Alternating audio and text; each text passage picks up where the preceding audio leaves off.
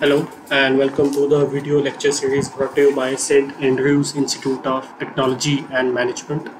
My name is Ravinder. I am an assistant professor with ETCE department and we are discussing the subject called Data Structures 2 or Advanced Data Structures. And for the past few lectures we are trying to understand the subject called binary search trees, and in the series of lectures today we are going to see how to delete a particular node in an AVL tree.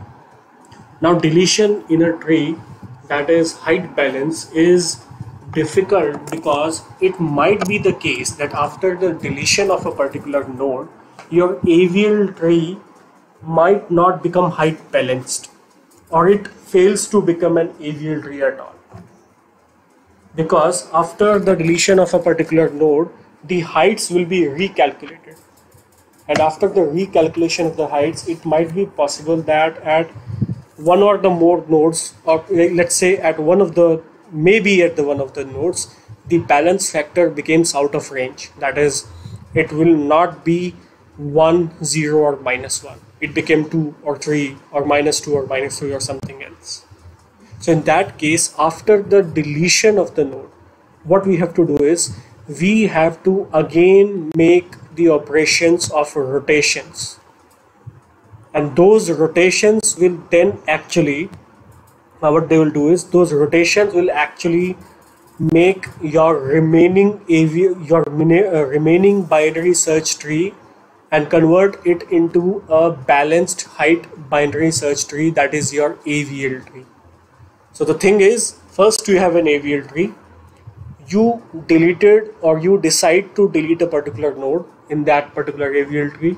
Now it may or may not be imbalanced. If it is not imbalanced according to balance factor, then it is fine, we will left it there because that particular tree is still a AVL tree legally according to the rules.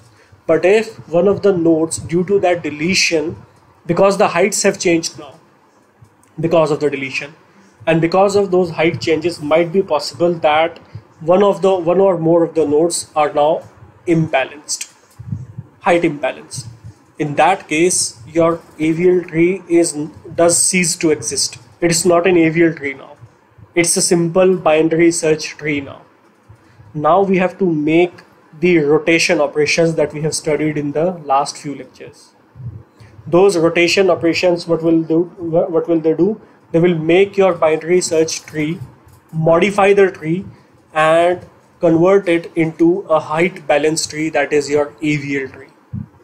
So it's simple. In the last lecture we have seen insertion. For the last few lectures the rule is simple. You are going to insert a node, then you have to check if it is still height balanced or not. If it is not, you have to make the rotations. The rotation will again balances the whole tree and it will be a legal AVL tree. Same is the case with the deletion. If you want to delete a node, you can delete the node. Next step, you have to check if that tree is still height balanced or not, that is the balance factor is right at each node or not. If that is okay, then we are okay, we can get out of the algorithm, we can get out of the application, we are done with it. And if it is not, then we have to call the operations, that is the rotations, that is left left right right right left left right. One of the 4 rotations will be applied there. Okay, so those rotations will actually make your height imbalanced tree into a balanced one. So again, so the step is AVL tree. After deletion might or might not be AVL tree, then after rotations again AVL tree. So this is how we'll proceed in the AVL deletion.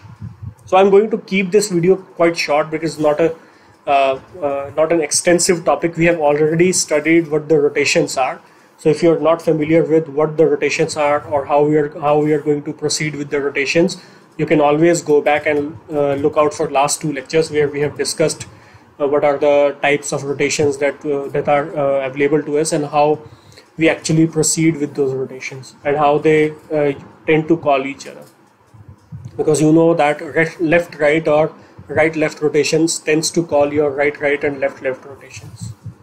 So if you are not familiar with these rotations, please go back and study those rotations first, because if you try to look out for the deletion topic, or you try to understand this deletion topic in the one go without understanding the rotations, it's not going to be possible for you, because there will be few of the words that I'm going to use again and again. That is the rotation, that is the name of the rotation, that is left, right, right, left, and right, right, left, left, which will not make sense for you at this point of time. So I highly recommend, please go back to the lectures if you're not familiar with, practice the rotations, and then come to the deletion, because there's nothing else in deletion other than just you have to wipe out that particular node, and then you have to do the rotation. So for the AVL trees, I will say that apart from rotations, there's nothing there actually. So you have to study only focus only two topics to understand the AVL trees. That is your balance factor, how to calculate the heights and the balance factor for each node, and then how to do the rotations part. So the insertion and deletion is nothing. It's just basic insertion and deletion that you have seen in your any binary tree. So the main your unique operation for AVL trees is your rotations part. So how you rotate, how do you modify the structure of the tree to make it height balance AVL tree. Okay, so I'll move on to the example that we are going to see. So this is how you are going to delete a particular node. This is the procedure we are going to perform. So we have a tree here with the root node A as 50, the node B as 40 and 60, and this red shaded node, that is 55, is the node that we want to delete. Let me tell you that at this particular point of time, this AVL tree, this binary search tree, or I will call that, is a legal AVL tree. That is, it is actually height balanced. You can calculate the heights, you can pause the video, you can calculate the heights at each and every node, and then you try to calculate the balance factors, and you will find that all those balance factors are actually in the permissible limits of the range, that is -1, 0 and 1. So that we have also enlisted these balance factor for respective nodes. Okay, so for this node 60, the balance factor is 1, which is permissible. For node A, that is the root node, the balance factor is 1, which is also permissible. So as you can calculate for each one of them. Okay, you can go through that. I think we have already discussed these kind of things in great detail. Okay, so next step is, we'll remove this 55 node from the tree. Now that we have removed this 55 from the tree, we have to recalculate the heights for each and every node, and then we have to find out the balance factor for every node, and then again we have to locate that particular node which is nearest to the deleted node while going from down towards the root node, and which is actually imbalanced. So again, I will say that we have to look out for a node which is nearest to the deleted node. There we have the deleted node, or in this case, which is nearest to it, and we have to traverse like going down to up, that is going from 10 to 50 or going from 55 to 50, that is going from leaf node towards the root node. And while going up, we are going to look out for the balance factor of each node, and the first node whose balance factor is actually off means it is not inside the permissible limits. For that particular node, we have to do the rotation, and after the rotation, that particular tree will again be balanced, because if that particular node is balanced, all the let's say nodes up or at the upper levels to the end towards the root node will again become the balanced nodes. Okay, you can try to do that on your own. Okay, so in this case, when we try to calculate the height, for finding out the balance on this particular node, we have to calculate the height. So the height will be, in this case, will be 1, 2 and 3. So for node 40, the height is 3 actually, and for 60, the height is 0 actually. So the load balance is, or you can say 1. You can not 0 but 1. Okay, So the balance factor is actually 3 minus 1 equal to 2, and 2 is not permissible actually. We are not allowed to use 2 as a permissible balance factor for a legal AVL tree. So in that case, you can say that the node A is the imbalanced node, or the node at which the balance factor is off. Now we have to rotate this tree according to the node A such that it is going to be again a height balanced AVL tree.